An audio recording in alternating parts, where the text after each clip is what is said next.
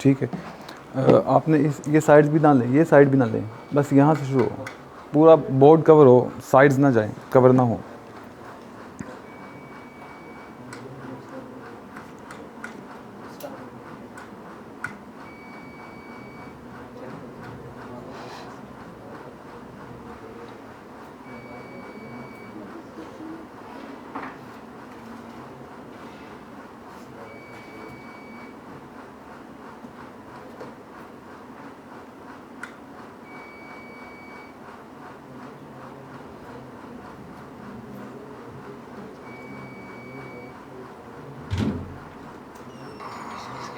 ठीक है,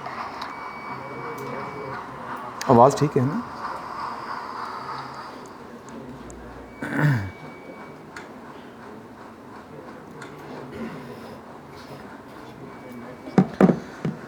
जी बिस्मिल्लाहिर्रहमानिर्रहीम। दोस्तों, आज जो हमारा लेक्चर है क्लासिकल मैकेनिक्स का, कल हमने कंजर्वेटिव फोर्सेस पे बात छोड़ी थी, तो उसी से कंटिन्यू करेंगे। कंजर्वेटिव फोर्सेस के हवाले से हमने तीन चीज़ें देख ली हैं, बल्कि चार। उसको ये एक तो वो क्लोज पाथ में वर्क डन जो है ज़ीरो होता है। अगर कंजर्वेटिव फील्ड है तो क्लोज पाथ में वर्क डन ज़ीरो है। दूसरी के अगर वो कंजर्वेटिव फील्ड है तो वर्क डन इन कंजर्वेटिव फील्ड वो पाथ इंडिपेंडेंट होगा। आप एक पाथ से वर्क डन कैलकुलेट कर लें, दूसरे से कर लें, तीसरे से कर लें। और तीसरा हमने तो कहा था कि अगर कंजर्वेटिव फील्ड है तो उसका अगर कर लिया जाए, उस कंजर्वेटिव फील्ड का कर लिया जाए तो वो लाजमी तौर पे ज़ीरो आएगा। ये तीन चीज़ें हमने कल देखी हैं। और एक उससे कनेक्टेड एक और बात है जिस पे हमने कल फोकस नहीं कर सके, जो आज इस पे हम मज़ीद करेंगे, वो ये कि अगर कंजर्वेटिव फोर्स है तो उस फोर्स को नेगेटिव ग्रेडियंट ऑफ पोटेंशियल लिखा जा सकता है। इसको आज शुरू करेंगे। तो लिहाजा आज जो है वो है conservation of forces and potentials.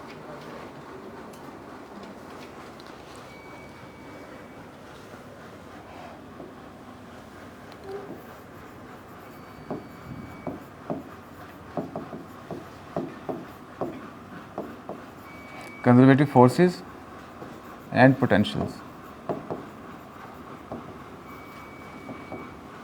ठीक है।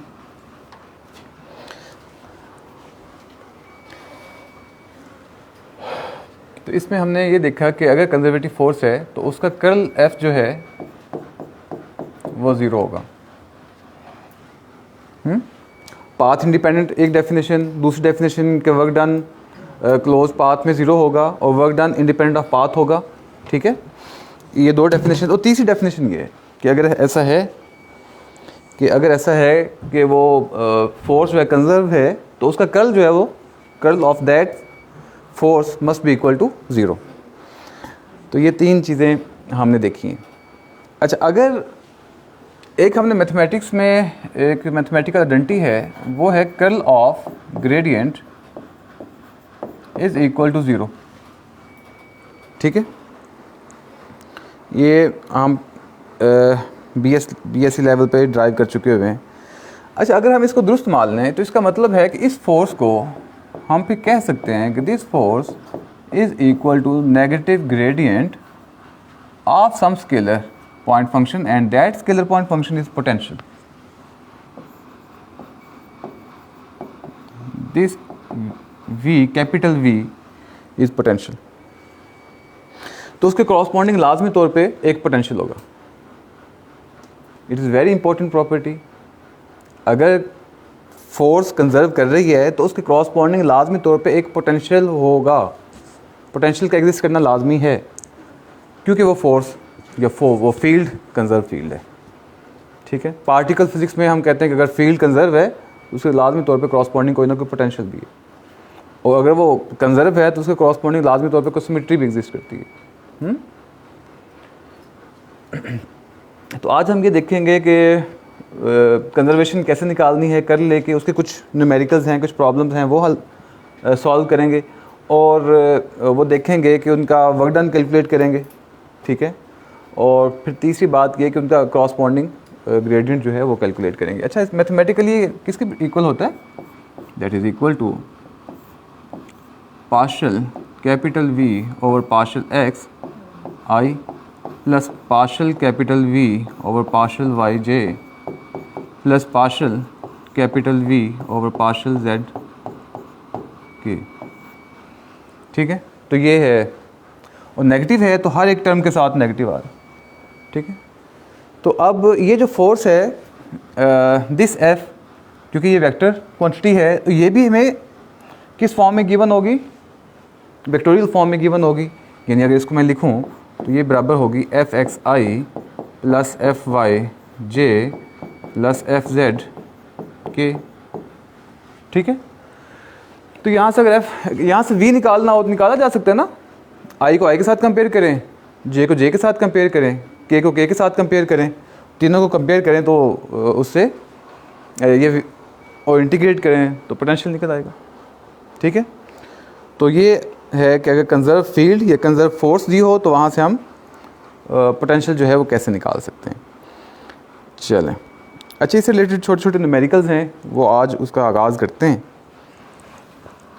क्योंकि प्रॉब्लम सॉल्विंग है हमारी क्लासिकल मैकेनिक्स की। तो पहला प्रॉब्लम आज का जो कि कंजर्वेशन से रिलेटेड ही है कि इज़ फोर्स, आज हम ज़्यादा प्रॉब्लम सॉल्विंग ही करेंगे। ठीक है, लिहाजा आप कॉपी पेंसिल निकाल लें, साथ साथ इसको करें। If force F is equal to 5xi minus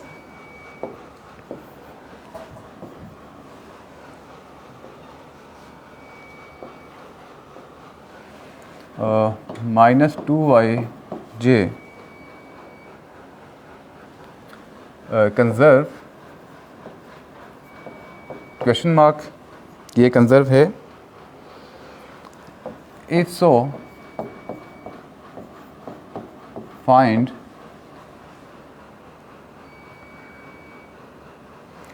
corresponding potential।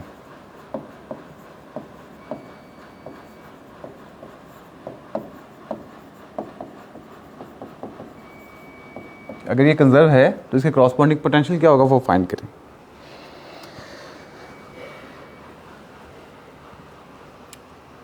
अच्छा, ये जो कर्ल एफ है ये क्या चीज़ है? कर्ल एफ को ये न्यूमेरिकल सॉल्व करने से पहले मैं ना कुछ यहाँ मज़ीद 2-3 चीज़ें लिखता हूँ, कलर मैं डिफरेंट कर लेता हूँ। हाँ जी, अच्छा, कर्ल एफ को अगर हम एक तो तरीका मैट्रिक्स में ओपन करने का, ठीक है, यानी इसको अगर हम करें तो वो आएगा मैट्रिक्स आई जे के यूनिट वेक्टर्स और partial over partial x, partial over partial y, partial over partial Z, और एफ ऑफ एक्स यहाँ F of y, y component, और यहाँ एफ ऑफ जी। एक तो ये, और इसी को आप ओपन कर लेते हैं। अच्छा, इसी का एक तरीका ये है कि अगर हम ये करें कि partial F of x over partial Y is equal to partial F of y over partial x, ये बराबर आ जाए, तो ये भी मतलब उसका आई, या ये अब उनमें से आई कंपोनेंट है या जे वाला है या के वाला, तीनों में से कोई एक है, ये बराबर आ जाए, क्योंकि वहाँ नेगेटिव साइन है ना, तो उसको बराबर रखें ज़ीरो के, तो ये इक्वल आ जाएंगे। या फिर ये कि partial F Y over partial Z is equal to partial F z partial F Z और पार्शल वाई, ये सेकंड कंडीशन। या इसको तीसरा लिखने का तरीका है z x, x Y, Y z, z x, okay, partial F Z over partial x is equal to partial x F x over partial Z. ठीक है, तो या तो ये ओपन कर लें, तीनों, इसको आई कंपोनेंट भी आ जाएगा, जे भी आ जाएगा, के भी आ जाएगा, इज़ इक्वल टू ज़ीरो आना चाहिए। अगर उसी को हम आई कंपोनेंट को बराबर ज़ीरो रखें, सिर्फ आई कंपोनेंट को बराबर ज़ीरो रखें, तो इनमें से कोई एक रिलेशन निकल आएगा। जे कंपोनेंट को बराबर ज़ीरो रखें तो इनमें से कोई दूसरा रिलेशन निकल आएगा। के कंपोनेंट को बराबर ज़ीरो रखें तो तीसरा आएगा। तो ये तीन कंडीशन बन जाती है अलग अलग। तो लिहाजा इसका मतलब ये है कि या तो आप इसको पूरे को मैट्रिक्स को ओपन करें, जो कि थोड़ा सा कम्प्लेक्स हो जाता है, या फिर सेपरेटली आप इन कंडीशन को फुलफिल कर लें। एक ही बात है, it is one and the same thing, ठीक है। या आप इस डिटर्मिनेंट को ओपन करें, या फिर ये है कि इन तीन कंडीशंस को आप फुलफिल कर लें। तो अगर तीनों कंडीशंस फुलफिल करती हैं तो इसका मतलब कंजर्व है। या इस मैट्रिक्स को ओपन करें और इसका डिटर्मिनेंट ओपन करें, इक्वल टू 0 आ जाता है, तो फिर भी वो कंजर्व है। एक ही बात है। ओके, अब अच्छा यहाँ देखें आप इसका सोल्यूशन। अब यहाँ पे ये है कि फोर्स गिवन है, तो इसका हमने चेक करना है कि ये कंजर्व करती है कि नहीं, नंबर 1। अगर कंजर्व करती है तो इसके वर्क डन के बारे में आपका क्या ख्याल है, नंबर 2। नंबर 3, अगर कंजर्व करती है तो इसका क्रॉसपोंडिंग पोटेंशियल निकालें। तो ये 3 चीज़ें आज इसमें भी इस न्यूमेरिकल में हम करेंगे, ठीक है। अच्छा, अब इस फोर्स को हम देख सकते हैं कि ये वाला पार्ट जो है ये Fx है, ये वाला पार्ट जो है ये Fy है। तो Fy इज इक्वल टू, यानी इसमें देखा जाए तो Fx is equal to 5 of x और Fy is equal to -2 of y, और इसी तरह Fz जो है वो 0 है, ठीक है। तो अगर हम ये वाली कंडीशन देखें, partial Fx over partial y is equal to partial Fy over partial x, इसको सेटिस्फाई करें तो जी इसका हमें कौन सा डेरिवेटिव चाहिए विद रिस्पेक्ट टू y, तो लें इसका विद रिस्पेक्ट टू y 0, ठीक है, क्योंकि ये x जो है with respect to y constant ही ट्रीट होगा, और ये 0। और इसी तरह Fy का विद रिस्पेक्ट टू x, तो इसमें भी x नहीं है तो ये भी 0। तो ये सेटिस्फाई हो गया, एक सेटिस्फाई हो गया। तो दूसरे को सेटिस्फाई कर लें, Fy partial Fy over partial z is equal to partial Fz over partial y। जी y कंपोनेंट का, यानी इसका with respect to z 0 is equal to, z component already 0 है तो उसका भी 0, दूसरा भी सेटिस्फाई हो गया। तीसरा है partial Fz over partial x is equal to partial Fx over partial z। तो z का with respect to x Fz वैसे 0 है, और Fx क्या है, इसमें z इन्वॉल्व नहीं है तो ये भी 0। तो अब देखें तीनों कंपोनेंट्स सेटिस्फाई हो रहे हैं। तो इसका मतलब दूसरे अल्फाज में ये है कि अगर हम इसको इस सारा ना करने के बजाय डिटर्मिनेंट की फॉर्म में भी ओपन कर लें तो वो बराबर क्या आ जाएगा, डिटर्मिनेंट को ओपन करें करके Fx की जगह ये रखें, Fy की जगह ये रखें, Fz की जगह पे ये 0 रखें, उसके डिटर्मिनेंट को ओपन करें तो वो इक्वल टू 0 आएगा। क्या चीज़ साबित हुई, conserve. Given F given force is conserved, result number 1। अच्छा, आप बताएं इसके वर्क डन के बारे में क्या ख्याल।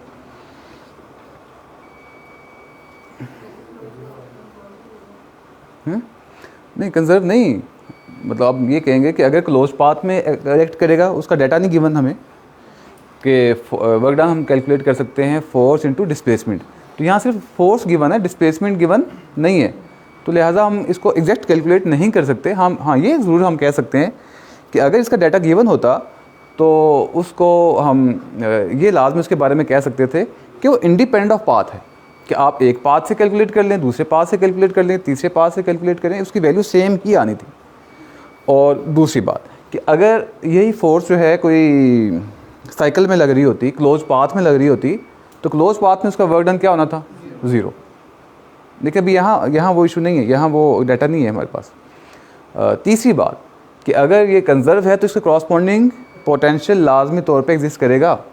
अच्छा, कल भी हमने ये बात की थी, मैं उसको थोड़ा रिपीट करता हूँ कि जितनी कंजर्व्ड हमारी फील्ड्स हैं, फोर्सेस हैं, उनके क्रॉसपॉन्डिंग पोटेंशियल एनर्जी और पोटेंशियल्स एग्जिस्ट करते हैं। जितनी कंजर्व्ड फोर्सेस हैं उनके क्रॉसपॉन्डिंग क्या एग्जिस्ट करता है, potentials as well as potential energies, ठीक है। और जितनी नॉन कंजर्व फोर्सेस हैं उनके क्रॉसपॉन्ड ना पोटेंशियल एग्जिस्ट करता है और ना उनके क्रॉसपॉन्ड पोटेंशियल एनर्जी एग्जिस्ट करती है। मिसाल के तौर पर नॉन कंजर्वेटिव फोर्सेस कौन कौन सी हैं, मसलन रेजिस्टिव फोर्स। तो रेजिस्टिव फोर्स के बारे में अभी कभी आपने रेजिस्टिव पोटेंशियल एनर्जी नहीं सुना होगा, ठीक है ना। तो जितनी नॉन कंजर्वेटिव फोर्सेस हैं उनके क्रॉसपॉन्डिंग ना पोटेंशियल्स एग्जिस्ट करते हैं और ना ही पोटेंशियल एनर्जीज एग्जिस्ट करती हैं, ठीक है। तो पोटेंशियल्स और पोटेंशियल एनर्जीज हमेशा एग्जिस्ट करती हैं कंजर्वेटिव फोर्सेस के क्रॉसपॉन्ड। चलें, तो गिवन फोर्स इज़ कंजर्व्ड। अच्छा, अब हम दूसरा आगे देखते हैं कि हमने क्रॉसपॉन्डिंग पोटेंशियल फाइंड करना है। तो क्रॉसपॉन्डिंग पोटेंशियल के लिए हमें पता है कि एक रिलेशन है F equals to negative gradient of some scalar point function, some scalar field function, and that is potential here, that is potential here. तो इसको अगर हम ओपन करें, F की वैल्यू पुट करें ज़रा, f of x 5xi minus 2yj plus 0k is equal to negative gradient v को put करें minus partial v over partial x i minus partial v, ये कैपिटल v है, ये velocity नहीं है, ठीक है ना। वेलोसिटी के साथ कंफ्यूज नहीं करना है इसे, it is potential capital v minus j minus partial v capital V over partial k partial z k।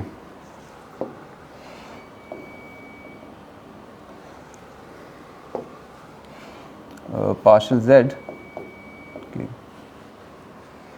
ठीक है। अब इसको फिर जगह चाहिए सॉल्व करने के लिए, रेज कर लेते हैं फिर कुछ हिस्सा।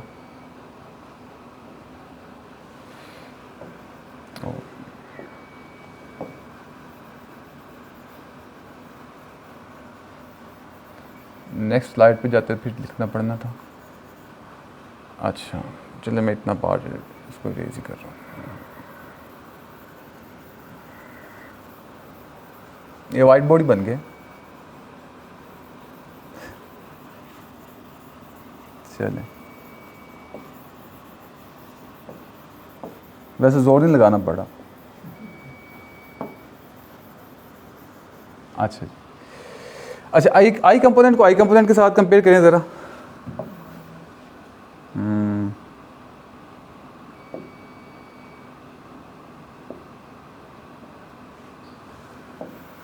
जी 5x is equal to minus partial v over partial x, I को आई के साथ, ठीक है।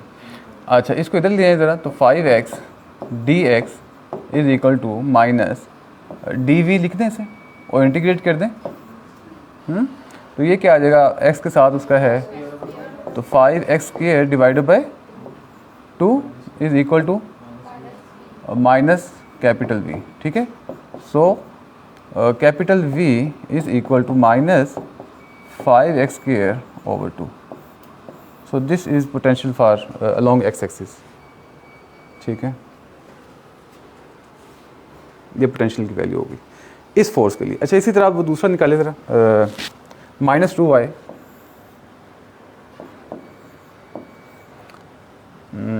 जी minus 2y is equal to minus partial v over partial y। इसको लिखा जा सकता है माइनस 2 बाहर लिखते हैं, y dy is equal to minus d capital V। इसको भी इंटीग्रेट करते हैं, तो ये क्या आ गया, माइनस माइनस कैंसिल हो गया, 2y square divided by 2 is equal to capital V, ठीक है। तो capital V is equal to Y square, तो ये सेकंड पोटेंशियल है।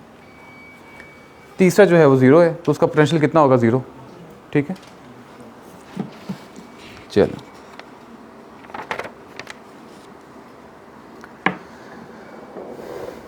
जी एक प्रॉब्लम सॉल्व हो गया, इसमें कोई क्वेश्चन है तो कर लें, फिर आगे चलते हैं।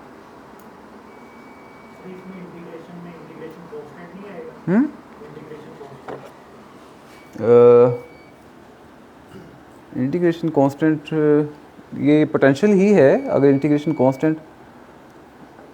अच्छा, इंटीग्रेशन कांस्टेंट तो तब होता है कि जब डेफिनेट इंटीग्रल हो। हाँ, अच्छा ठीक है, अगर हम कांस्टेंट ऑफ लगाएं तो लेकिन उसको फिर फाइंड करने के लिए हमें boundary initial boundary value condition चाहिए होंगी। फ़िलहाल इस केस में वो नहीं है, लेकिन अगर आप वो लगाना चाहते हैं फिर उसको फाइंड करने के लिए इनिशियल बाउंड्री कंडीशन चाहिए होंगी। वैसे कांस्टेंट ऑफ इंटीग्रेशन लगा सकते हैं आप, तो कांस्टेंट में एक कांस्टेंट चीज़ ऐड हो गई, वो कांस्टेंट ये इसमें कोई चीज़ कांस्टेंट ऐड हो जाएगी।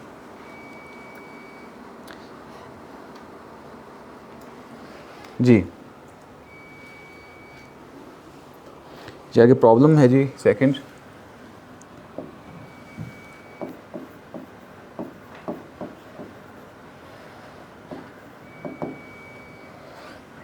अच्छा, इसमें है is force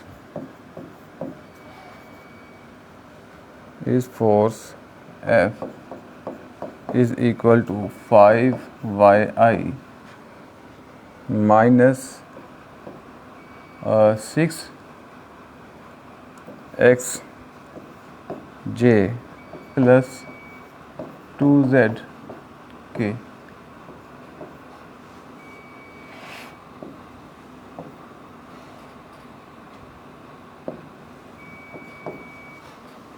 plus 2zk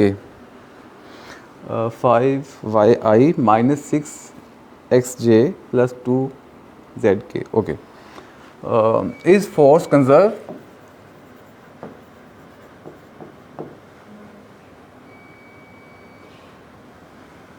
if so find corresponding potential।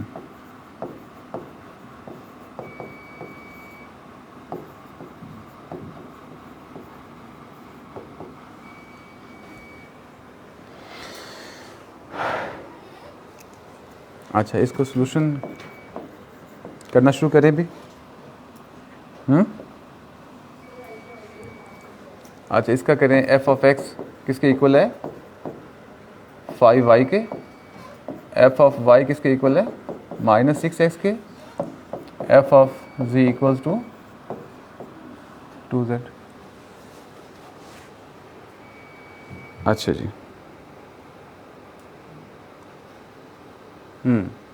क्या कंडीशन है इसके लिए?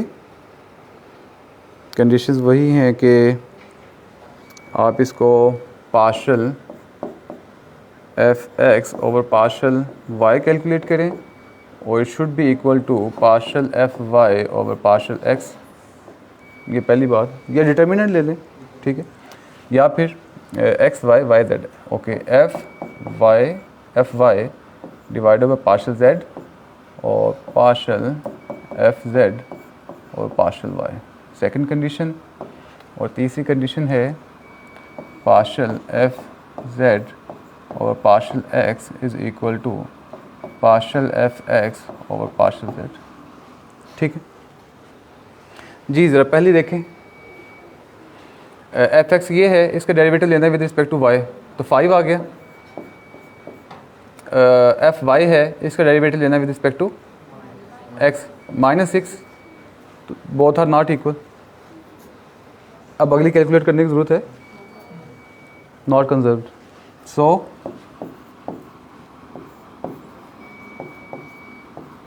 Force is not conserved. ठीक है, अच्छा, अब फोर्स कंजर्व नहीं है तो इसके बारे में क्या कहा जा सकता है? क्लोज पाथ में इसका वर्क डन ज़ीरो हो ज़रूरी नहीं है। क्लोज पाथ में इसका वर्क डन ज़ीरो होना ज़रूरी नहीं है, लिहाजा आप उसका क्लोज पाथ भी गिवन है तो वर्क डन निकाल लें उसका, ठीक है, कोई भी एफ डॉट करके, लेकिन वो क्लोज पाथ में भी उसका सम टोटल। अच्छा, ये जो हम क्लोज पाथ में बात कर रहे होते हैं ना, वर्क डन की बात नहीं कर रहे होते, सॉरी अगर मैं वर्क डन का वर्ड इस्तेमाल किया है, total work done zero, total work done, ठीक है, ये मैं पहले वर्क डन में 2 दफ़ा बोल दिया, 3 दफ़ा, ये टोटल वर्क डन है क्लोज पाथ में, ठीक है, total work done in a close path in a cycle must be equal to zero for conservative field, और कंजर्वेटिव नहीं है तो उसका टोटल वर्क डन ज़ीरो होना ज़रूरी नहीं है। और दूसरा कि इस केस में वो पाथ इंडिपेंडेंट नहीं है, हर पाथ से आप वर्क डन निकालें अलग अलग आएगा, ठीक है, पाथ डिपेंडेंट होगा। और तीसरा कि इसके क्रॉसपॉन्डिंग कोई पोटेंशियल एग्जिस्ट नहीं करता, क्योंकि ये कंजर्वेटिव फील्ड नहीं है।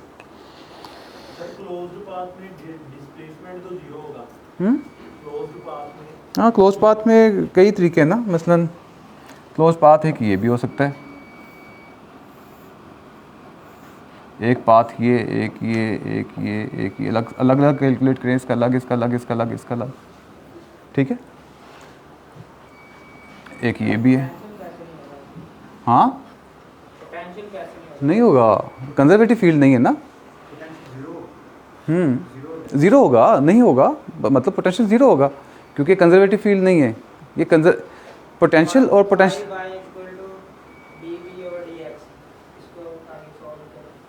दोबारा बताएं।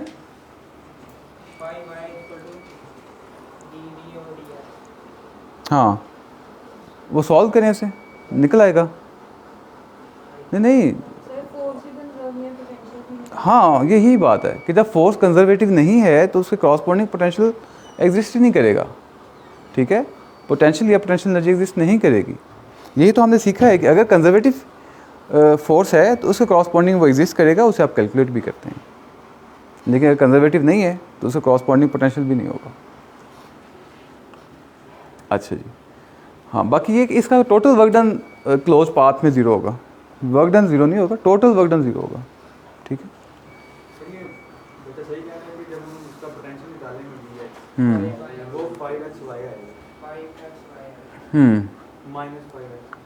अच्छा, हाँ, लेकिन आप वी मैथमेटिकली तो कैलकुलेट कर लेंगे, लेकिन फिज़िक्स के एतबार से उसकी फ़िज़िकल सिग्निफिकेंस नहीं होगी, ठीक है, कि वो कंजर्वेटिव नहीं है। पोटेंशियल के लिए, पोटेंशियल एनर्जी के लिए उसका कंजर्वेटिव होना ज़रूरी है। हम यहाँ तक सॉल्व करके कह रहे हैं कि force is not conserved, hence no potential exist, hence it's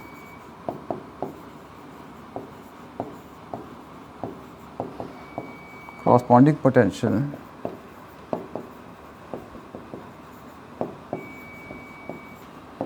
does not exist, क्योंकि कंजर्वेटिव फील्ड की हमने प्रॉपर्टी ये ली हुई है, बुनियादी प्रॉपर्टी में से है ये। अच्छा जी, आगे चलते हैं।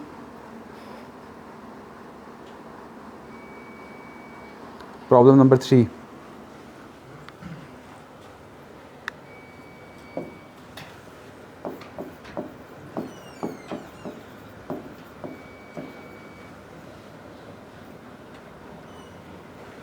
A force F is equal to 2yi plus 2xj acts on a body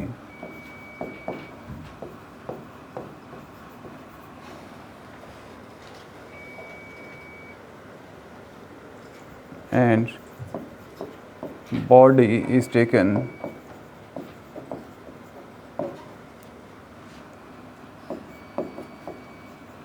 from A to B, from A to B point in two paths,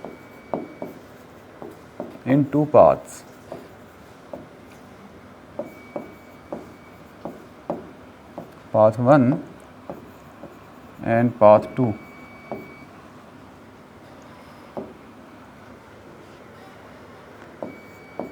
Is work done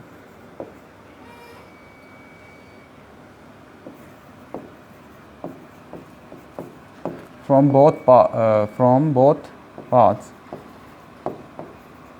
equal, यानी इसका क्या मतलब है कि W1 is equal to W2 होगा, question mark है। Find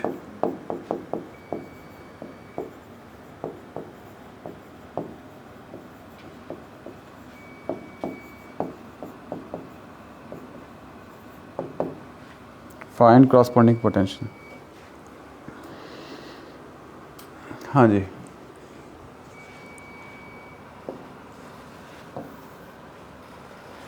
F of x क्या है?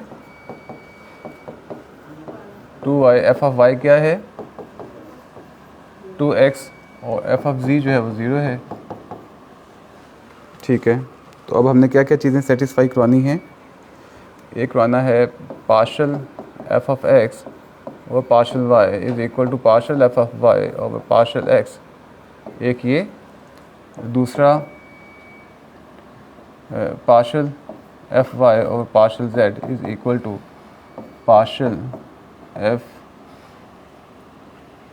जेड और पार्शल वाई। और तीसरा है पार्शल एफ जेड और partial x is equal to partial F of X और partial Z.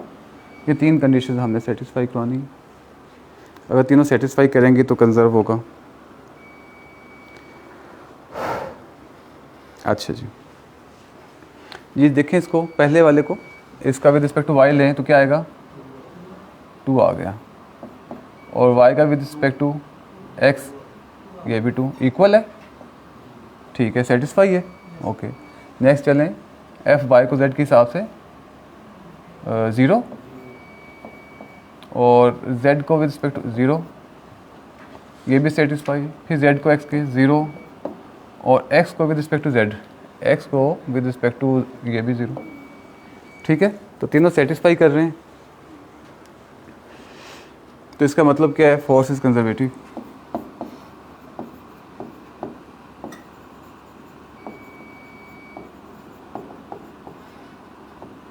Force is conservative. अच्छा, तो अब क्या ख्याल है, वो कहता है कि ये फोर्स लगी है और फोर्स लगने के नतीजे में ऑब्जेक्ट को वो पॉइंट ए से पॉइंट बी तक ले गए दो रास्तों में। फ़र्ज़ कर लेते हैं कि वो पॉइंट ए ये है, पॉइंट बी ये है। एक फ़र्ज़ किया ये रास्ता है, दूसरा रास्ता कोई एक पाथ 1, ये पाथ 2। ठीक है, सेकंड रास्ता। तो पाथ 1 से लेकर पाथ 2 तक वो ले जाता है फोर्स लगने के नतीजे में। ए टू बी है तो सेट ए सेट बी।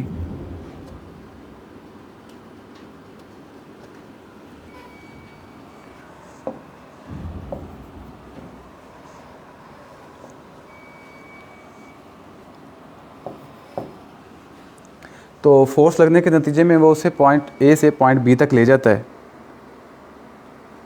तो फोर्स कंजर्वेटिव है। तो अब क्या कहें, इंडिपेंडेंट ऑफ पाथ होगा ना, तो क्या फिर आगे is work done from both parts equal, यानी हम कह सकते हैं कि W1 equals to W2। Yes, independent of path है तो लिहाजा W1 is equal to W2 है। फिर वो आगे कहता है फाइंड कॉरस्पॉन्डिंग पोटेंशियल। जी, पोटेंशियल के लिए हम यूज़ करते हैं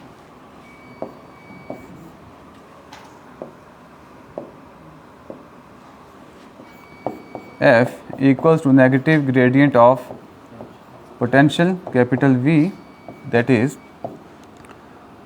minus partial V over partial xi plus partial V over partial yj plus partial V over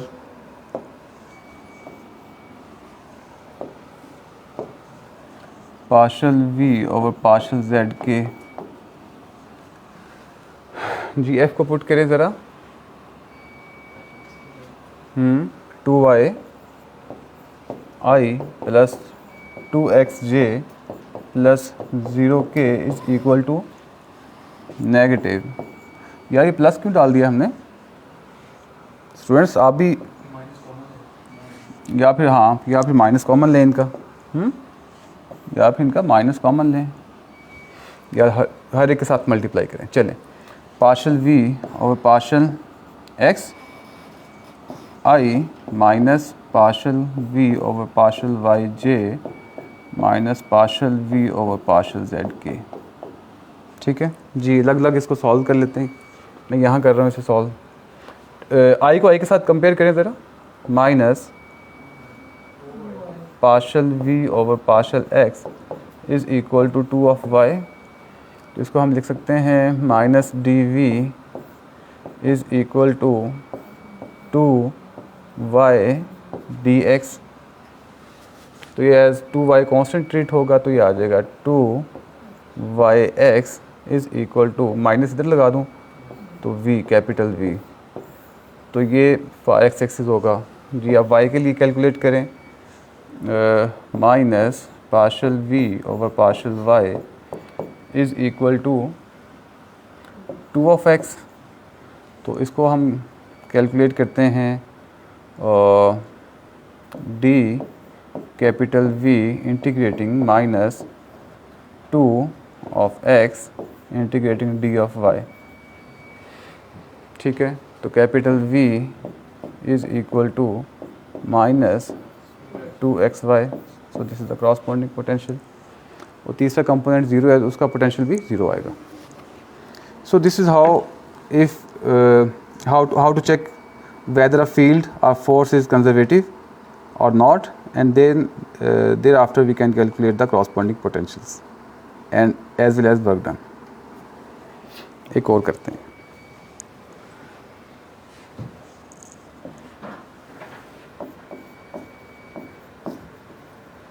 problem number 4 है, force F is equal to 3xi plus 3yj acts on a body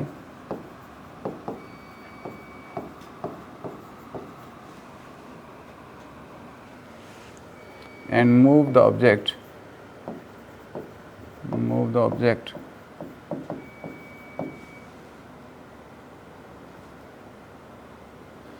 on path having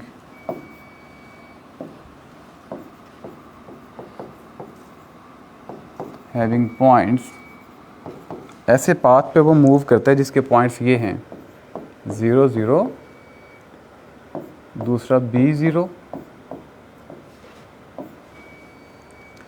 तीसरा B और फिर 0 0, ठीक है। Number 1, find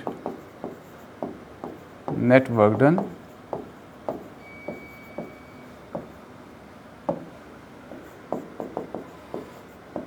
find corresponding potential।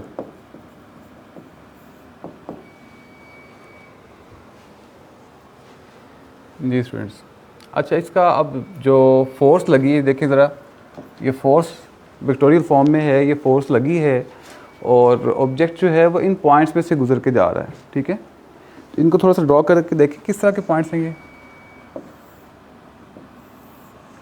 मतलब ये वाला point जो है वो 0 0 है, इसको अगर पॉइंट A कह लिया जाए तो दूसरा पॉइंट x एक्सिस पे B0, let's say this is B है और फिर 0 है।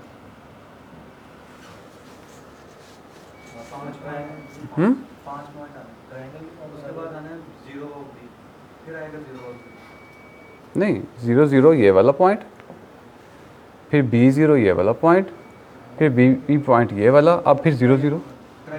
हाँ ये ठीक है।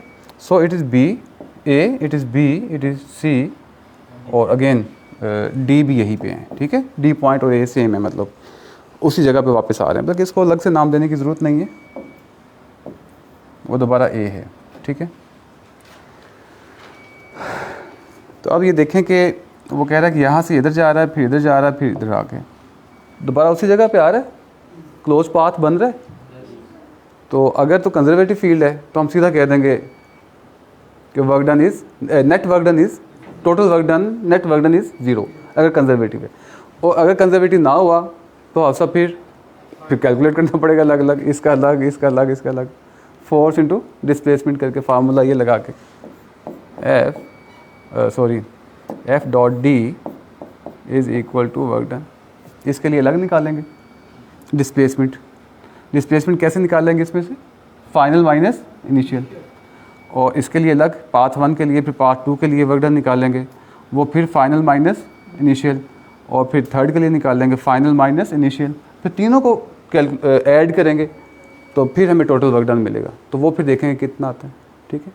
लेकिन इस सारी प्रैक्टिस की हमें ज़रूरत नहीं पड़ेगी अगर फील्ड कंजर्वेटिव है। अगर फील्ड कंजर्वेटिव है तो हम कहेंगे क्योंकि ये क्लोज पाथ बन रहा है लिहाजा वर्क डन 0, कैलकुलेट किए बगैर आंखें बंद करके वर्क डन 0। लेकिन अगर कंजर्वेटिव नहीं है तो फिर हमें कैलकुलेट करना पड़ेगा। ओके, आगे चलते हैं। हाँ जी, कंडीशंस क्या हैं जी कंजर्वेशन के लिए? डिटर्मिनेंट ओपन कर लेंगे, आप ये कंडीशंस लिख लें।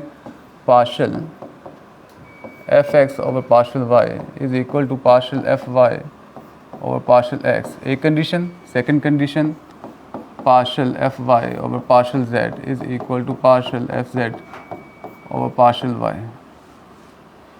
तीसरी condition, partial F Z over partial x is equal to partial F x over partial Z. तो 3 कंडीशंस, इन तीनों का साइमल्टेनियसली सेटिस्फाई होना ज़रूरी है जी। तो हमारे पास एफ ऑफ एक्स जो है, ठीक है, एफ ऑफ एक्स है 3x जी, इसका ज़रा डेरिवेटिव लें 3x का with respect to y, 0 is equal to y का with respect to x, y का with respect to x 0। Okay, अब यहाँ देखते हैं y का with respect to z, y का विद रिस्पेक्ट टू z 0, और एफ जी पहले 0 है उसका 0, ये फिर 0, और x का विद रिस्पेक्ट टू z देखें, x का विद रिस्पेक्ट टू z फिर अगेन 0, ठीक है। सो हम क्या कहेंगे, given force is conservative.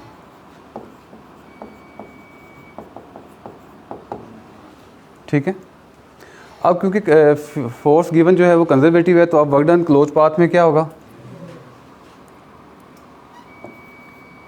Work done in close path, close path कौन सा जरा बोलेंगे, work done from A to B, B to C, और बी टू सी और सी टू ए।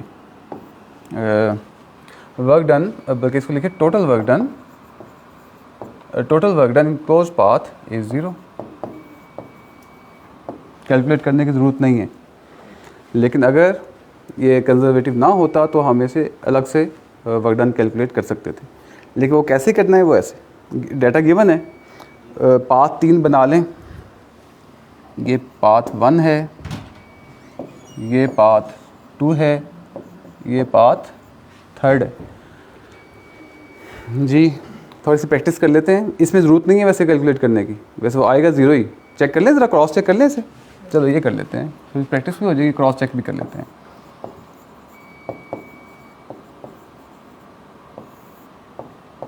हाँ जी, क्रॉस चेक करते हैं जी। इसका work done from A to B वो होता है एफ फोर्स इनटू डिस्प्लेसमेंट। तो फोर्स के लिए हम लिखते हैं, हाँ जी, 3xi प्लस 3yj, और ठीक है, डॉट डिस्प्लेसमेंट, हाँ जी, डिस्प्लेसमेंट यहाँ से निकालें फर्स्ट पाथ से, final minus initial, b minus 0 और 0 माइनस 0, तो क्या आ गया, b i, ठीक है ना, और 0 माइनस 0 प्लस 0 जी जी। अब देखिए इसे, 3bx आ गया। ओके, अच्छा, अब इसको एक को हमने कैलकुलेट कर लिया, अब ज़रा दूसरा निकाले जी। दूसरा पाथ से क्या है, b टू c जी, work done from b to c is equal to force 3xi plus 3yj dot, इसका हम किसके साथ लेंगे जी, b, हाँ, 0i और final minus initial plus bj, ठीक है जी। तो 0 प्लस 3by that is equal to 3by जी। तीसरा निकालें, work done from C to A, तो वो final minus initial minus B I, एक मिनट पहले हम ना उसका लिख लें, फोर्स को पहले लिखते हैं जी, 3x आई प्लस 3y जे डॉट, हाँ जी, अब इसका बताएं माइनस बी आई और minus B Y B J, ठीक है। हाँ जी, फिर इसको करें तो क्या आ गया,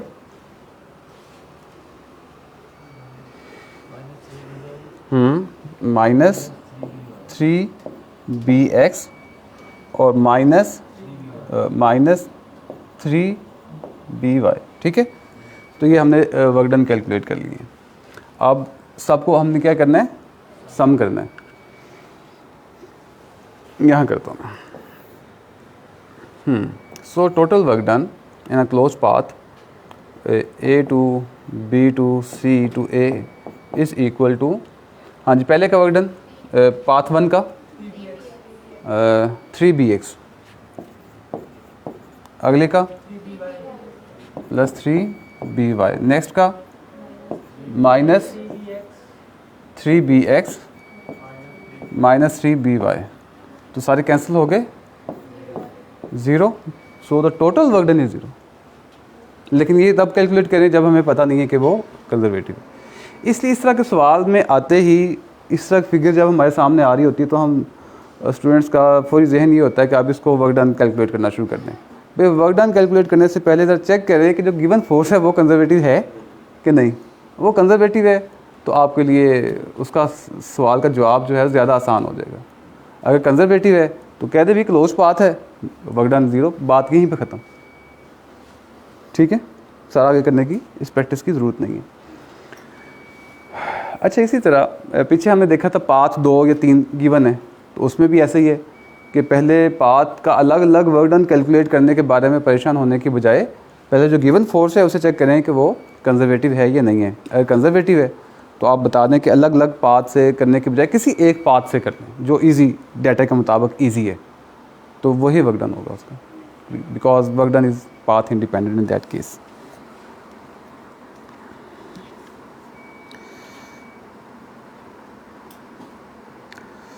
चलें जी, काफ़ी हो गया। तो अभी तक जो हमने चीज़ें की हैं वो कंजर्वेटिव फील्ड्स की हैं, कंजर्वेटिव फोर्सेस की हैं और उनके कॉरस्पॉन्डिंग एग्जिस्ट करने वाले पोटेंशियल्स, ठीक है।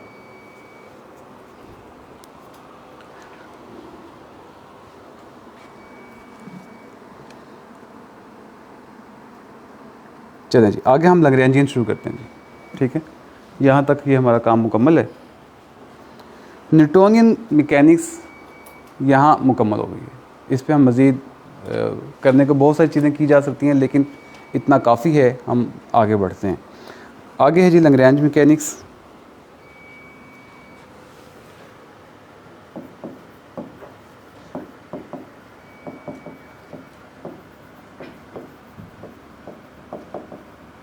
Newtonian mechanics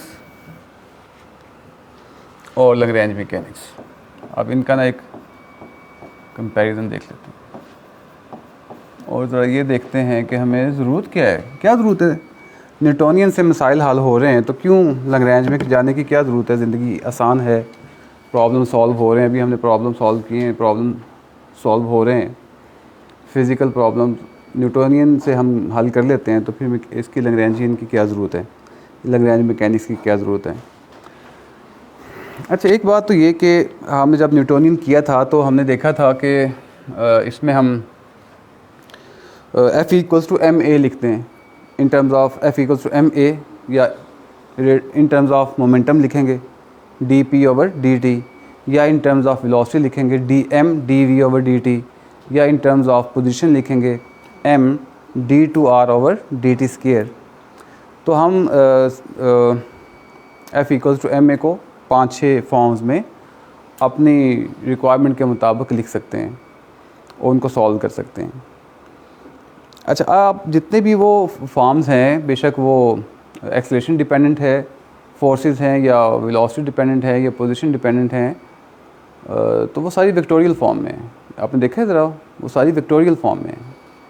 because F equals to M A itself जो है F equals to M A, ये एक वेक्टोरियल फॉर्म है। न्यूटोनियन जो है वो वेक्टोरियल फार्मूलिज्म पे बेस करती है, जबकि इसके मुकाबले में जो लैग्रेंजियन है ये स्केलर को डील करती है। स्केलर को डील करने का मतलब ये है कि ये एनर्जीज़ को डील करती है, एनर्जीज़ को, काइनेटिक एनर्जी, पोटेंशियल एनर्जीज़ को डील करती है।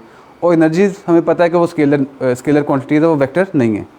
तो लिहाजा जहाँ पे डायरेक्शनल मैटर्स कॉम्प्लिकेटेड हो जाते हैं, कुछ प्रॉब्लम्स में डायरेक्शंस को लेके साथ चलना मुश्किल हो जाता है।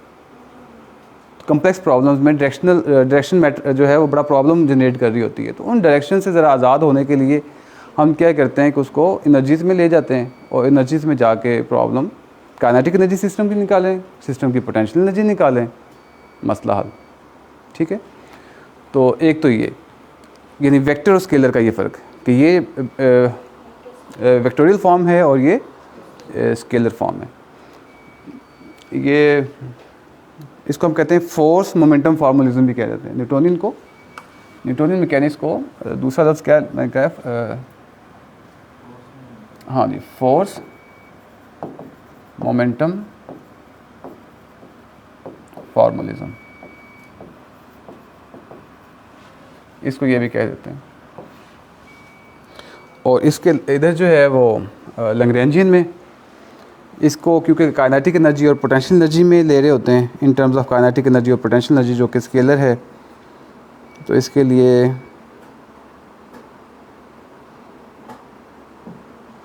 हाँ जी, इसके लिए जो टर्म इस्तेमाल की जाती है वो है वर्क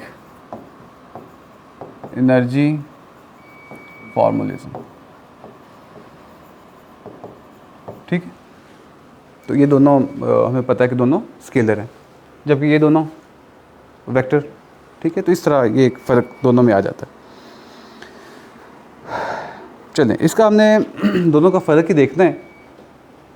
अच्छा, एक और बात कि जब हम न्यूटोनियन में होते हैं तो न्यूटोनियन में कंस्ट्रेंट्स आ जाती हैं। ठीक है, और कंस्ट्रेंट्स आम तौर पे कैलकुलेट करना, उसकी इक्वेशंस निकालना वो मुश्किल काम होता है।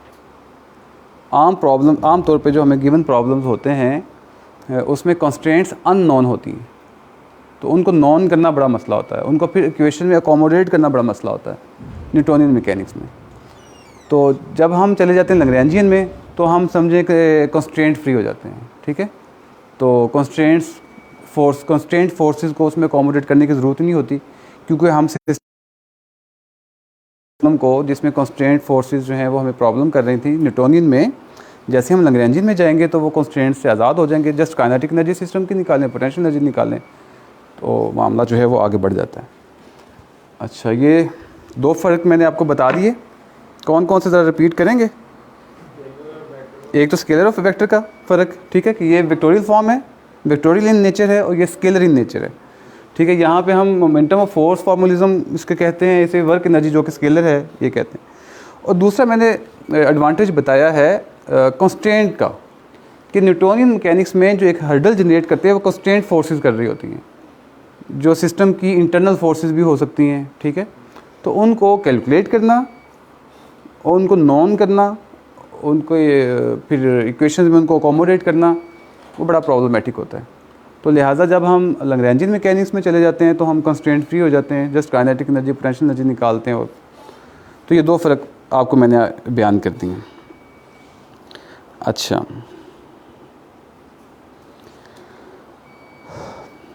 तीसरा फ़र्क कि न्यूटोनियन मैकेनिक्स जो है ये हम सॉल्व करते हैं फोर्सेस में, और फोर्सेस में कंजर्वेटिव फोर्सेस भी हैं और नॉन कंजर्वेटिव फोर्सेस, दोनों ही। न्यूटोनियन दोनों को सॉल्व कर लेता है, लेकिन लैग्रेंजियन जो है वो सिर्फ़ और सिर्फ डील करता है कंजर्वेटिव फोर्सेस को। ठीक है, अगर फोर्सेस कंजर्व हैं तो उनके कॉरस्पॉन्डिंग पोटेंशियल एग्जिस्ट करेगा, यानी पोटेंशियल एनर्जी भी उस सिस्टम की होगी। और अगर पोटेंशियल एनर्जी है तो सिस्टम की काइनेटिक एनर्जी और मैकेनिकल सिस्टम की काइनेटिक और पोटेंशियल एनर्जी दोनों की एग्जिस्ट करेंगी। तो लिहाजा वहाँ से आप लैग्रेंजियन डेवलप करें और आगे बढ़ दें।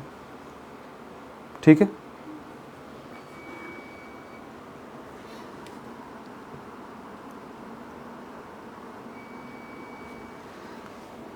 तो इनको आप लिख लेते हैं थोड़ा सा। Point number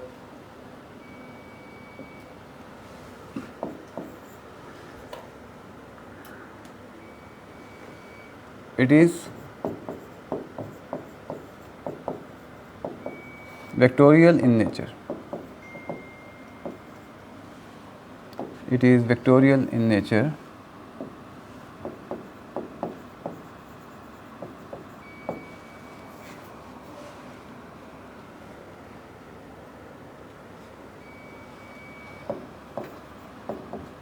It becomes difficult. It becomes difficult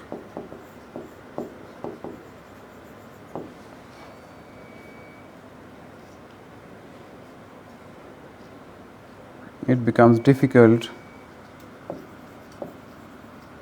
when deal with directional properties. With directional properties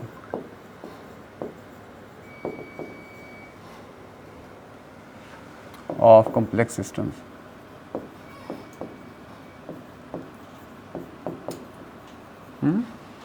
ये वेक्टोरियल है नेचर में, और दूसरा कि जब कम्प्लेक्स सिस्टम हो जाते हैं तो उनकी फिर डायरेक्शनल प्रॉपर्टीज़ को स्टडी करना मुश्किल हो जाता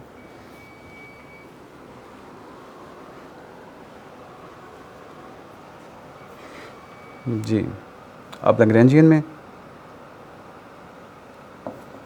it is scalar in nature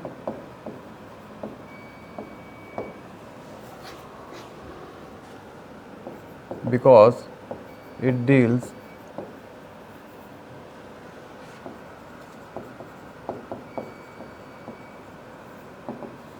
with energies, kinetic energy and potential energy, which are independent of direction.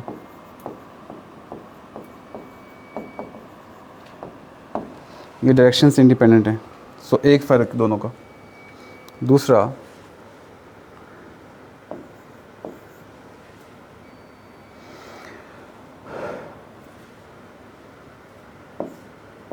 It is useful for both conservative and non conservative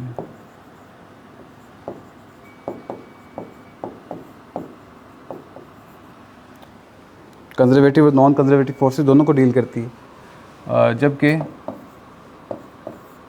it deals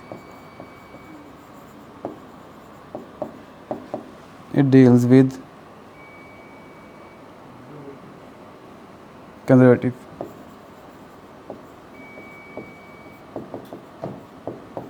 conservative forces या conservative fields. अच्छा, forces और fields को equivalent ले रहा हूँ मैं, मतलब in sense में। मिसाल के तौर पे अगर हमारी कोलम्बिक फोर्स यानी इलेक्ट्रोस्टैटिक फोर्स कंजर्व कर रही है तो उसके कॉरस्पॉन्डिंग इलेक्ट्रोस्टैटिक फील्ड जो है वो भी कंजर्व कर रही है।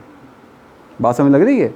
अगर F जो है coulombic force F equals to K Q1 Q2 over R square, अगर ये फोर्स जो है कंजर्व कर रही है तो इसके कॉरस्पॉन्डिंग कौन सी फील्ड होती है?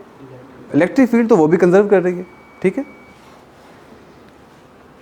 इसी तरह ग्रेविटेशनल फोर्स जो है अगर वो कर रही है तो उसके कॉरस्पॉन्डिंग फील्ड यानी ग्रेविटी जो है वो भी कंजर्व कर रही है।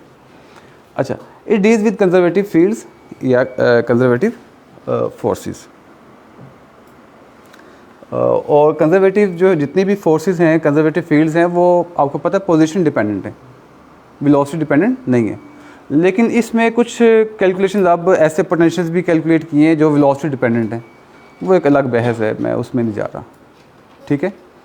तो कंजर्वेटिव फोर्सेस या कंजर्वेटिव फील्ड्स पोजीशन डिपेंडेंट है।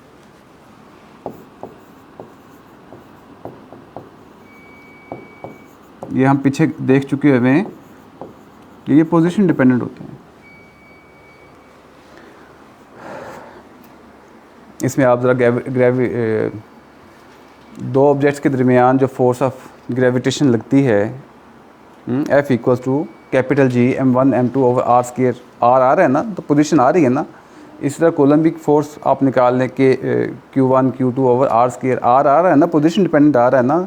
फिर तीसरा स्प्रिंग का हमने कहा था कि इलास्टिक सिस्टम जो है वो भी कंजर्वेटिव हैं, तो उसमें भी F equals to minus kx आता है, restoring force F is equal to minus kx, position dependent है ना। तो जितनी भी कंजर्वेटिव फोर्सेस हैं वो पोजीशन डिपेंडेंट हैं। लेकिन कुछ उन्होंने अब कुछ कैलकुलेशंस ऐसी सामने आई हैं जो पोटेंशियल वेलोसिटी डिपेंडेंट है, कुछ पोटेंशियल्स वेलोसिटी डिपेंडेंट हैं, तो लिहाजा उनके लिए भी लैग्रेंजियन डेवलप किए जाते हैं, उनके लिए भी लैग्रेंजियन डेवलप किए जाते हैं, लेकिन वो एक स्पेशल केस है, आप इसको यहाँ तक सिर्फ रखें। अच्छा, तीसरी बात,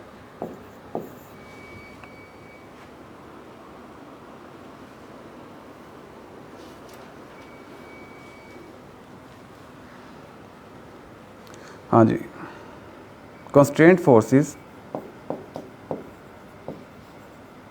कंस्ट्रेंट्स या constraint forces are usually complex and unknown,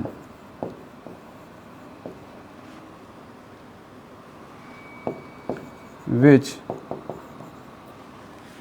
make this formalism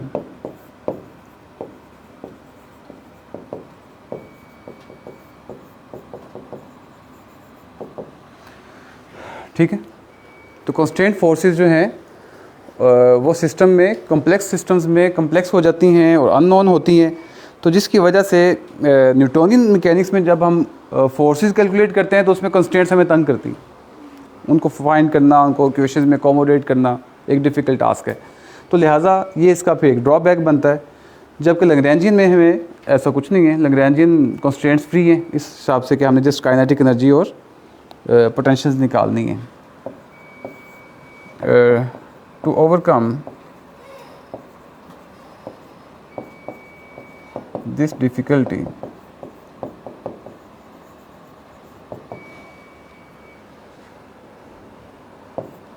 Lagrange formalism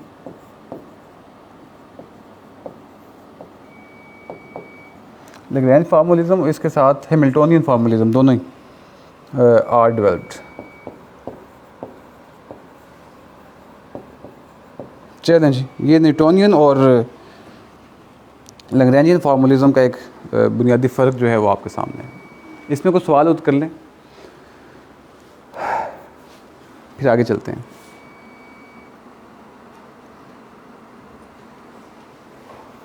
कोई सवाल नहीं।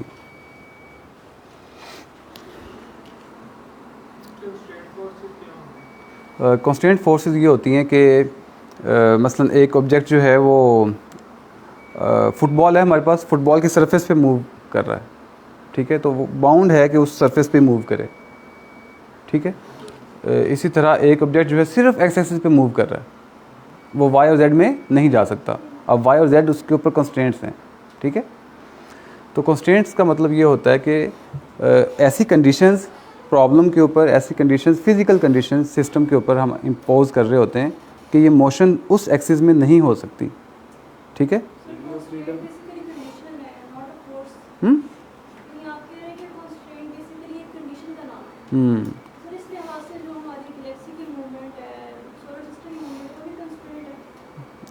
किसके लिए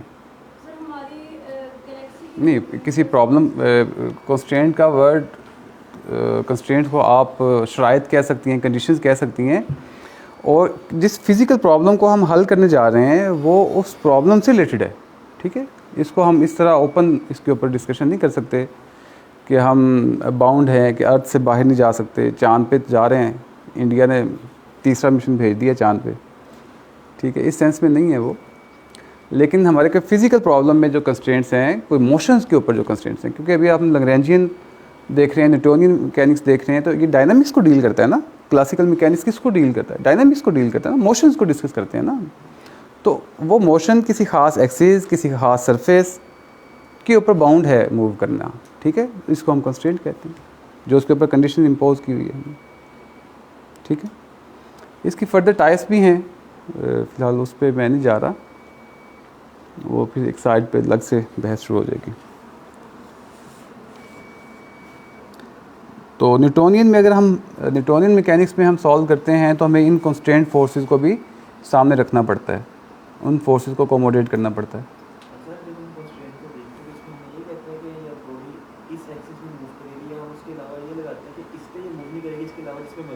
हाँ हाँ वही, इसलिए इसको डिग्री ऑफ फ्रीडम जब सिस्टम की हम निकालते हैं ना तो कॉन्स्टेंट्स माइनस करते हैं। सिस्टम की जब डिग्री ऑफ फ्रीडम निकालते हैं ना, डिग्री ऑफ फ्रीडम का मतलब वो इधर भी जा सकता है, इधर भी जा सकती है, आपकी वाली बात, ये सारी मूवमेंट है, इधर नहीं जा सकता। तो नेट निकालने के लिए, नेट डिग्री ऑफ फ्रीडम निकालने के लिए total degree of freedom minus constants करते हैं। ठीक है, ठीक है, सिस्टम की total degree of freedom minus constants is equal to actual degree of freedom of the system. मसला एक फ्री पार्टिकल है हमारे पास, इस यहाँ पे एयर का एक फ्री पार्टिकल है। एयर तो वैसे बहुत छोटा पार्टिकल है, क्लासिकल मैकेनिक्स शायद अप्लाई ना हम कर सकें, देखो बड़ा पार्टिकल है यहाँ पे, उसको हम मूव करवाना चाह रहे हैं तो वो 3 एक्सिस पे मूव कर सकता है, एक्स में भी, वाई में भी और जेड में भी मूव कर सकता है। लेकिन हम कह देते हैं कि नहीं, वो ज़मीन पे इस सरफेस पे मूव करे सिर्फ, तो वो 2D चला गया ना, उसकी मोशन तीसरी डायरेक्शन में नहीं हो सकती। तो अब कंस्ट्रेंट 1 आ गई, तो टोटल नंबर ऑफ क्या है ऑप्शन 3 -1 कंस्ट्रेंट, तो नेट डिग्री ऑफ फ्रीडम हमारे पास 2 आ गया। ठीक है, तो इस तरह ये डिग्री ऑफ फ्रीडम और कंस्ट्रेंट को हम दोनों को कैलकुलेट करते हैं तो उससे हमें नेट डिग्री ऑफ फ्रीडम मिल जाता है सिस्टम को। हाँ, दूसरे अल्फाज लिमिटेशन कह लें इसे, उसकी मोशन के ऊपर लिमिटेशन क्या है। लेकिन एक बात जहन में रखें कि हम जब क्लासिकल मैकेनिक्स कर रहे हैं तो हम डायनामिक्स स्टडी कर रहे हैं, मोशंस डिस्कस कर रहे हैं। ठीक है, तो उन मोशंस के तनाजुर में हम ये कंस्ट्रेंट की बात करते हैं।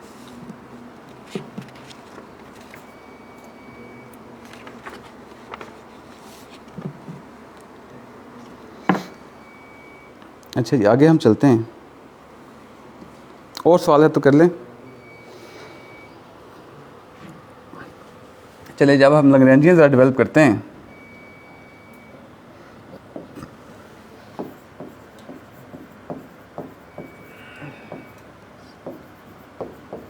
Lagrange mechanics. ठीक है, न्यूटोनियन के बाद आज से हमने ये लैग्रेंजियन शुरू कर दिए। ओके, तो इसमें ये लैग्रेंजियन जो है इसको लिखा जाता है इस तरह, कैपिटल L से लिखा जाता है, और ये फंक्शन है Q डॉट और T का। कुछ इसके साथ वो भी लिखते हैं सेमीकोलन। चले, मैं उस पर नहीं जा रहा, बस आप इसको ये इसे देखें। और ये इसको हम कहते हैं लैग्रेंजियन, और ये equal to difference of kinetic energy और potential energy. So this is the definition of, और इसको हम इस वक्त क्या कह रहे हैं, this capital L is called Lagrangian, this capital F is called Lagrangian. और इसको x को क्या कहेंगे, पोजीशन कोऑर्डिनेट, और इस Q डॉट को क्या कहेंगे, वेलोसिटी कोऑर्डिनेट। ठीक है, और ये T।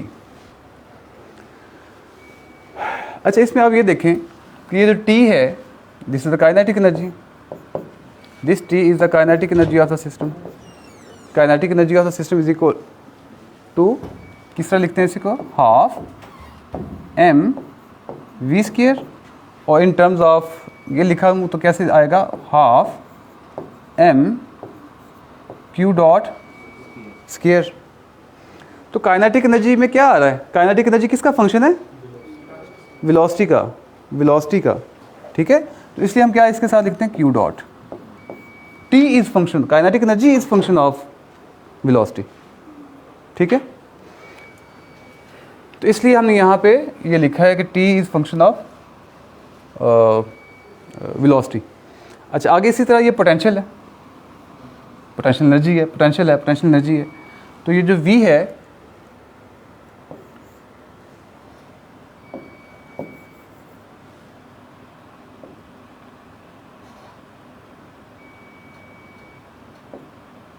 ये कलर प्रॉब्लम तो नहीं करेगा। ये ज़रा देखिएगा, ये कलर प्रॉब्लम तो नहीं करता, ये ग्रीन वाला कलर सही नज़र आ रहा है, प्रॉब्लम तो नहीं कर रहा।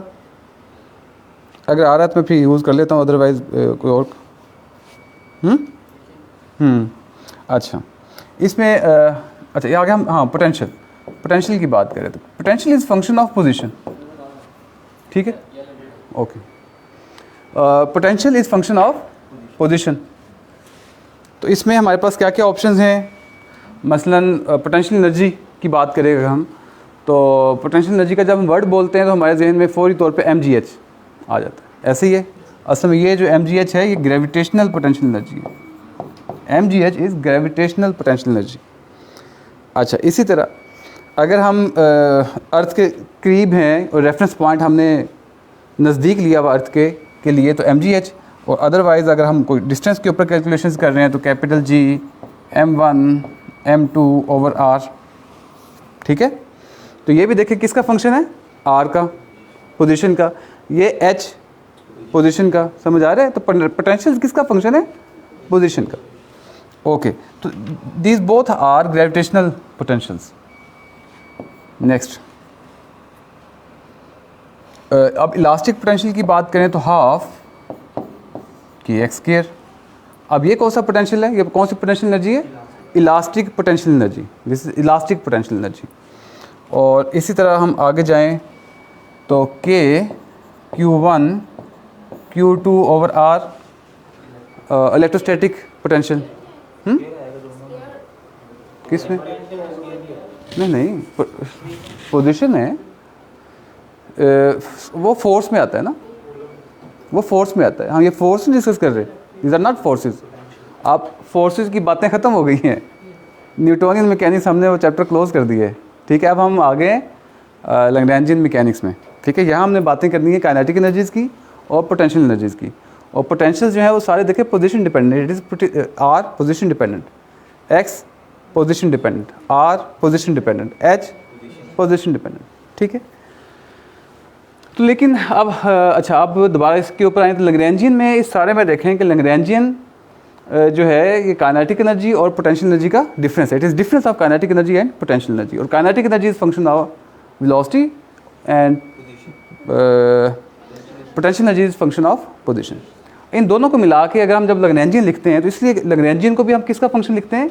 Q का, Q डॉट का और T का। अच्छा, T का इसलिए कुछ लोग ना यहाँ पे ये लिखते हैं, सेमीकोलन डालते हैं। सेमीकोलन का मतलब है कि ये दोनों तो एक्सप्लिसिट फंक्शन हैं, लेकिन T जो है वो इम्प्लिसिट फंक्शन है, यानी इस Q के अंदर टाइम है ना, तो it is so Lagrangian is not explicit function of time, it is implicit function of time, ठीक है। तो इसलिए कुछ लोग यहाँ सेमीकोलन डालते हैं T से पहले। लेकिन हमने प्रॉब्लम सॉल्विंग करनी है तो इसको आप ज़रा नज़रअंदाज भी कर दें तो आपका मामला चल जाएगा, ठीक है। इसके आगे हमने प्रॉब्लम सॉल्विंग की तरफ जाना है, इस कम्प्लेक्सिटी में आप ना भी पढ़ें तो गुजारा हमारा हो जाएगा। लेकिन टेक्निकली अगर हम बात करें तो यहाँ पे लैग्रेंजियन Q और Q डॉट का ही फंक्शन है, T का इम्प्लिसिट फंक्शन है, क्योंकि ये जो T है इस Q डॉट के अंदर है। चल,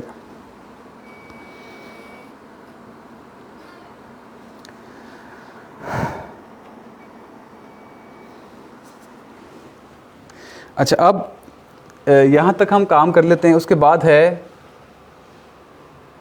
अच्छा, यहाँ तक काम करने के लिए कैसे कैसे क्या क्या चीज़ें चाहिए हमें? मतलब अगर हमें लैग्रेंजियन डेवलप करना है सिस्टम, प्रॉब्लम का कोई भी प्रॉब्लम, कोई भी फिजिकल प्रॉब्लम दिया हुआ है, सिंपल पेंडुलम दिया हुआ है, ठीक है, आपको हार्मोनिक ऑसिलेटर दिया हुआ है, कोई भी फिजिकल मैथ स्प्रिंग सिस्टम दिया हुआ है, कोई भी फिजिकल प्रॉब्लम जो अभी तक हम हल करते आए हैं उनको अगर हम हल करना चाहें तो लैग्रेंजियन की मदद से भी हम हल कर सकते हैं, जिनको हम अभी तक न्यूटोनियन से हल करते आए हैं। अच्छा, उसके लिए हमें सबसे पहले क्या चाहिए? उस सिस्टम की काइनेटिक एनर्जी निकालें। पहला टारगेट, फाइंड काइनेटिक एनर्जी। और काइनेटिक एनर्जी निकालने में हाफ m तक तो कोई इशू नहीं है। मसला किसमें? वेलोसिटी में। वेलोसिटी हमें देखना पड़ता है कौन सा कोऑर्डिनेट सिस्टम है। अगर तो कार्टेशियन कोऑर्डिनेट सिस्टम है तो उसको हम लिख सकते हैं x² + y² + z² करके उसको हल कर लेंगे। और अगर वो है दूसरा, हाँ, स्फेरिकल पोलर कोऑर्डिनेट सिस्टम, तो हमें इस वेलोसिटी स्क्वायर को स्फेरिकल पोलर कोऑर्डिनेट सिस्टम में लिखना पड़ेगा, ठीक है। तो MMP शुरू हो गई यहाँ से।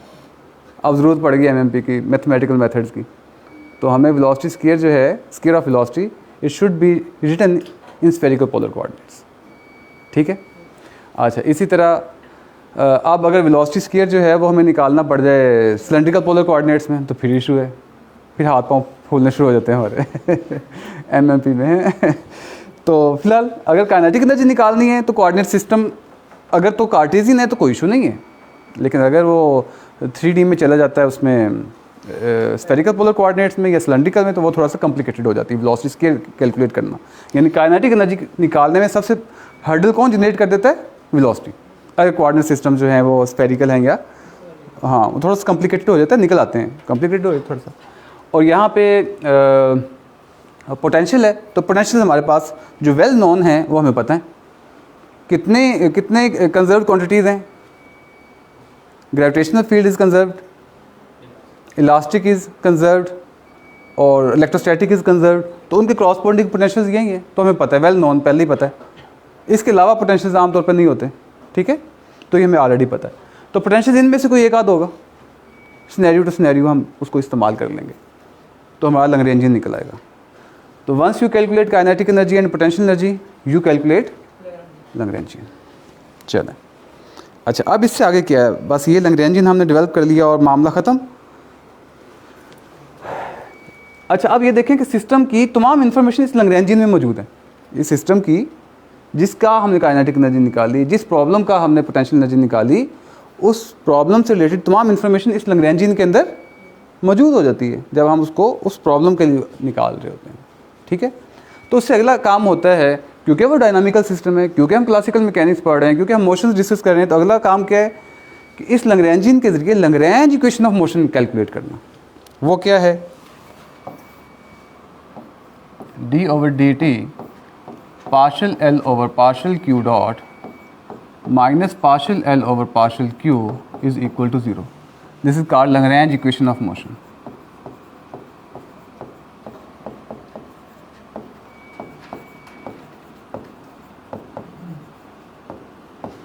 This is called Lagrange equation of motion.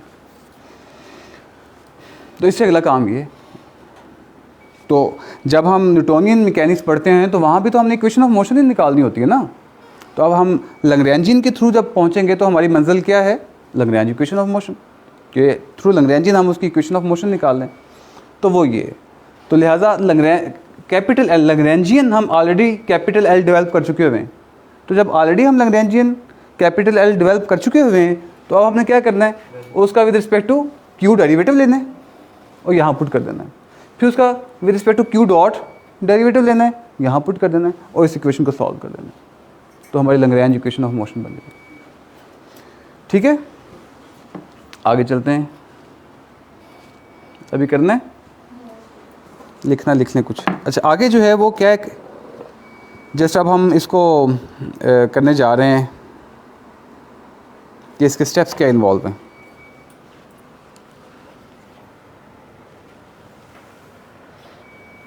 Steps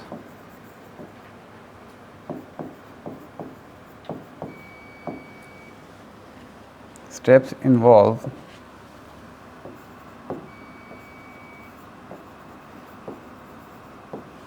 to calculate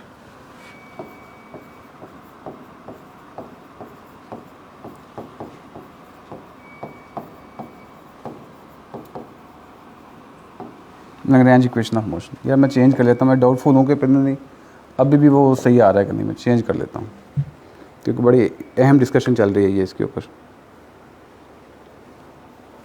अच्छा, step number 1, select proper coordinate system.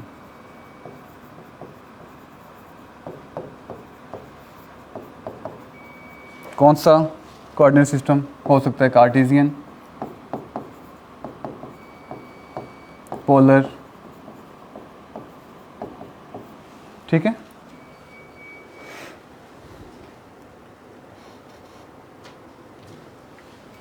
Step number 2,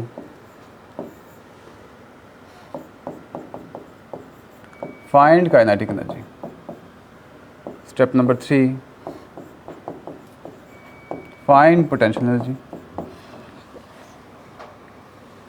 step number 4, find Lagrangian. कैसे? L equals to kinetic energy minus potential energy, that is T minus capital B। 5,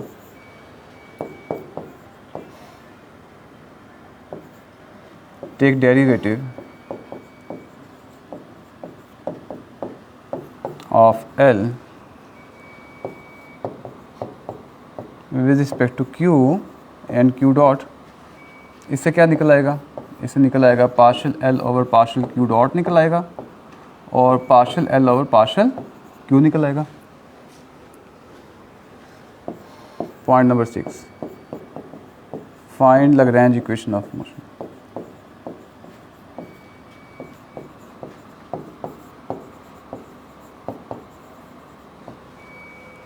वो क्या है? वो है d over dt partial L over partial Q dot minus partial L over partial Q is equal to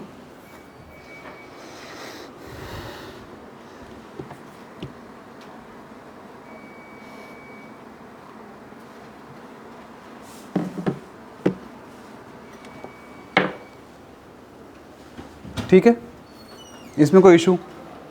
इसमें जो issue आते हैं वो सिर्फ यहाँ है कि काइनेटिक एनर्जी में जो हम v स्क्वायर कैलकुलेट करना होता है वो आपके लिए बाज़ औक़ात प्रॉब्लमेटिक बन जाता है। ठीक है, वो तभी कि जब कोऑर्डिनेट सिस्टम चेंज होते हैं तब वो मसला बन जाता है, अदरवाइज़ ठीक है। कार्टेशियन में रहे तो कोई इशू नहीं है, लेकिन पोलर कोऑर्डिनेट्स में, स्फेरिकल पोलर में और उसमें जाएँ तो फिर इशूज़ हैं उसमें।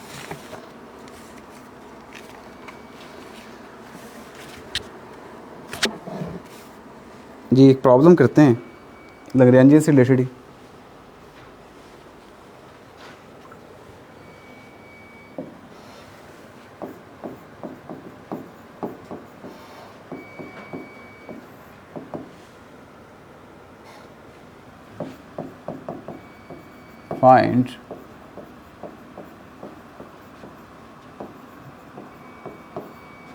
Find Lagrange equation of motion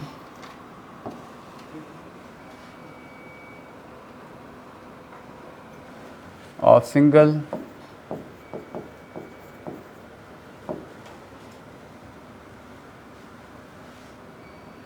equation of motion of single particle,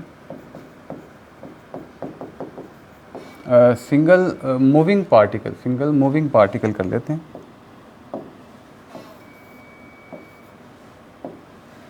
single moving particle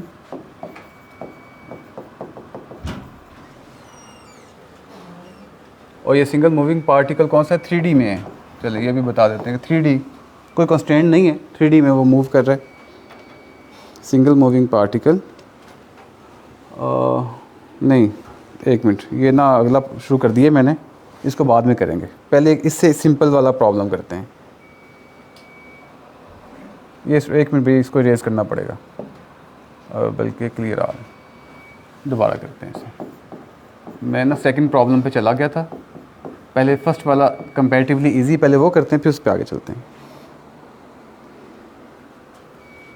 हाँ जी, find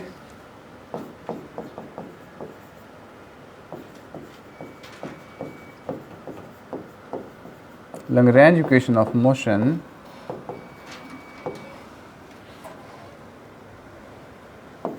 of 1D harmonic oscillator.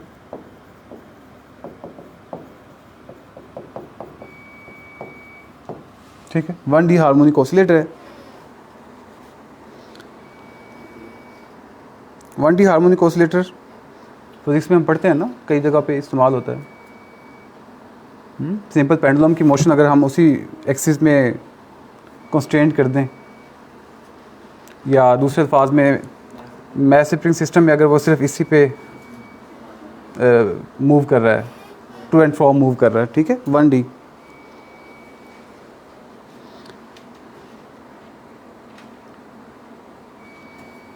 बल्कि इसको आप यही इसको लेके चलते हैं।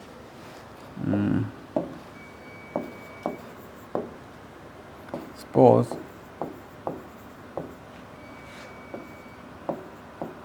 a 1D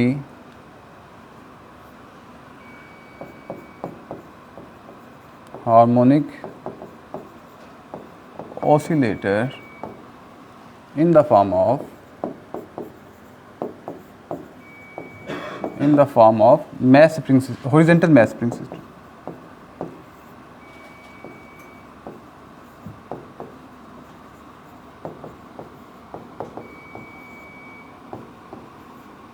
जी स्टूडेंट्स, आप देखें क्लियर होगी बात कि 1D हार्मोनिक ऑसिलेटर है, मैस स्प्रिंग सिस्टम की फॉर्म में। तो अब इसका हमने क्या करना है जी kinetic energy that is T equals to half mv²। और क्योंकि यहाँ पे हमारा सिर्फ एक एक्सिस है, इस V में तो x y z सारे ही है ना, क्योंकि हमारा तो सिर्फ एक एक्सिस है, तो इसको हम लिखें हाफ m x डॉट का स्क्वायर, जस्ट वन एक्सिस। इसका potential energy that is capital V, हाँ जी 1/2 kx स्क्वायर। ठीक है, स्टेप नंबर 2 हो गया। स्टेप नंबर 3 क्या है, लैग्रेंजियन निकालें। लैग्रेंजियन क्या है, kinetic energy minus potential energy, half m x dot square minus half kx square. Lagrangian भी आ गया। अब है कि लैग्रेंजियन के डेरिवेटिव्स लें जो हमें रिक्वायर्ड हैं। वो क्या क्या रिक्वायर्ड है, देखें पीछे मैंने कहा था partial L over partial Q निकालना है। यहाँ partial L over partial Q क्या है, एक्स, शाबाश। Partial L over partial x निकालें जी। इसमें तो एक्स है नहीं है, तो ये ज़ीरो। यहाँ -1/2 के, और इसका क्या आ गया 2x। ठीक है, 2 से 2 कट गया तो ये आ गया -kx। अच्छा, अब हमने दूसरा चाहिए partial L over partial Q dot चाहिए। इस केस में क्यू डॉट क्या है, partial L over partial x dot. बात समझ लग रही है, इस केस में वो क्यू डॉट क्या बन गए। और यही फ़ायदा जनरलाइज कोऑर्डिनेट्स का इस्तेमाल करने का। यहाँ पे वो जो क्यू है, क्यू डॉट है, ठीक है, तो यहाँ पे जनरलाइज कोऑर्डिनेट, जनरलाइज वेलोसिटी। ठीक है ना, तो अकॉर्डिंग टू जिस सिनेरियो में आप हैं उसके मुताबिक आप उसको। तो पार्शियल एल और पार्शियल क्यू डॉट अब क्या है, पार्शियल एल और पार्शियल एक्स डॉट जी। यहाँ पे देखें ज़रा, यहाँ तो एक्स डॉट है नहीं है, तो सारा इसका ज़ीरो। तो यहाँ पे है तो हाफ m x, नहीं ये कांस्टेंट है, तो अब आ जाएगा 2x डॉट। 2 से 2 कट गया तो ये आ गया m x डॉट जी। अब हमने निकालना है Lagrange equation of motion, that is d/dt partial l over जी, d/dt partial l over partial q dot minus partial l over partial q is equal to 0 जी। वैल्यूज लिखवाएं, d/dt partial l over partial q dot क्या है, हाँ जी mx dot minus partial l over partial q क्या है, minus kx is equal to 0। तो अब इसका क्या करना है, डेरिवेटिव किसका लेना है, हाँ m तो कांस्टेंट है, m को बाहर निकाल लें तो सिर्फ x डबल डॉट आ जाएगा। ठीक है, यानी m x double dot minus minus plus k x is equal to 0। So this is Lagrange equation of motion for 1D harmonic oscillator. ठीक है,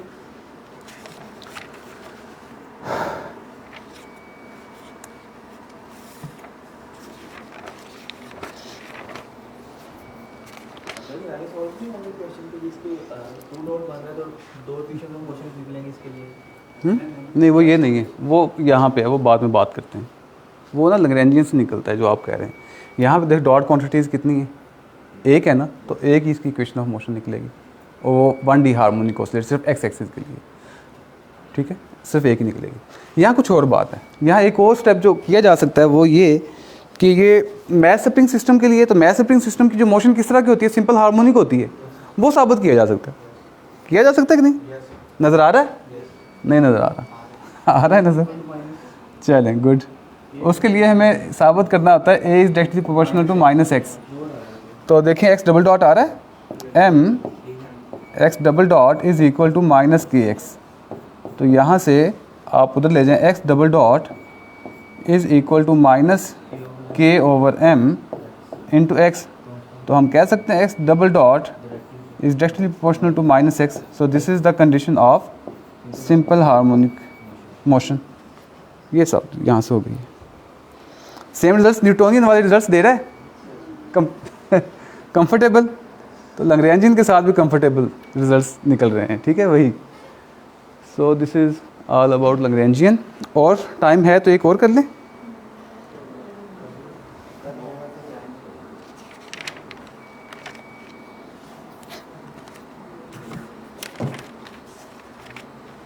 अभी हमारे इसके बाद 2 दिन हैं। चले बस ठीक है, इतना काफ़ी है। एक चल आज यहीं पे क्लोज़ करते हैं, फिर कल करेंगे बाकी। ओके जी, थैंक यू। कोई सवाल है तो कर लें भी, को ऑनलाइन कोई क्वेश्चंस आए हुए हैं तो वो देख लें। इस बार ऑनलाइन लोग बहुत कम बैठे हुए हैं, लास्ट टाइम तो फिर भी ऑनलाइन क्वेश्चंस हो जाते थे, इस बार बहुत कम है ऑनलाइन क्वेश्चंस। कोई है सवाल? चलो बस ठीक है। मुझे लगता है अब ऑनलाइन